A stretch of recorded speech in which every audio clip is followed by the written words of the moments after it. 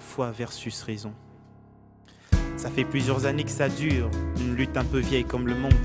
Elles sont opposées comme lumière et ténèbres, rivales comme deux sœurs pour le même homme.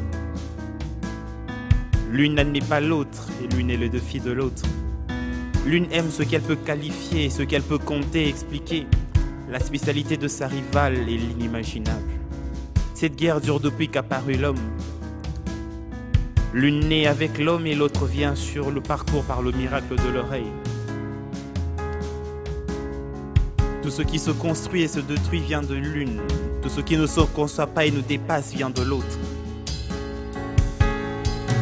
Foi versus raison. Leur premier duel a eu lieu au début du monde physique.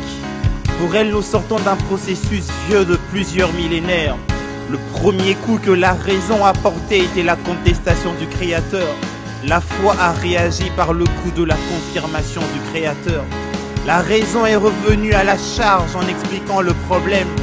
La foi a riposté en résolvant par l'emblème de la puissance. Tenace, la raison a contredit la créature du Créateur. La foi a démontré les œuvres de la création. Foi versus raison.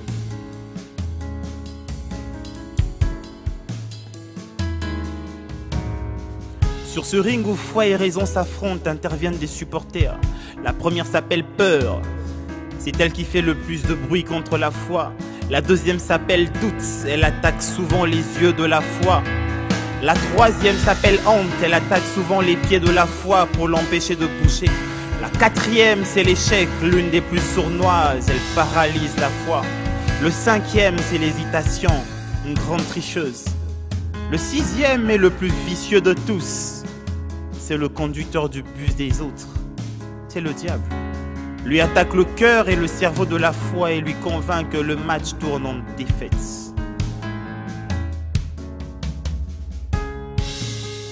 Fort heureusement intervient une mi-temps, lors de laquelle des coachs entrent en jeu. Foi versus raison.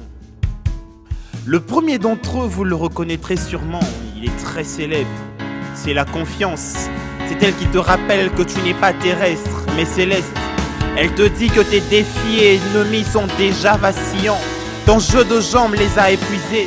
Elle te rappelle que celui qui t'a entraîné est tout puissant. Avant de quitter le vestiaire, elle sort de sa poche la médaille qu'elle a emportée lors de sa bataille avec Josué à Gabaon. La deuxième a une renommée intergalactique et extratemporelle. C'est une des plus redoutables qui soit, celle devant qui il faille mieux être admis qu'ennemi. Elle est naturellement sûre d'elle parce qu'elle sait ce qu'elle vaut. Elle te dit que chacun de tes coups et de tes pas a le son du tonnerre devant tes adversaires. Et qu'il vaut mieux ne pas être devant quand elle frappe. Elle s'appelle Assurance. Avant de quitter le vestiaire, elle sort de sa poche la médaille qu'elle a emportée lors du combat millénaire entre David et Goliath.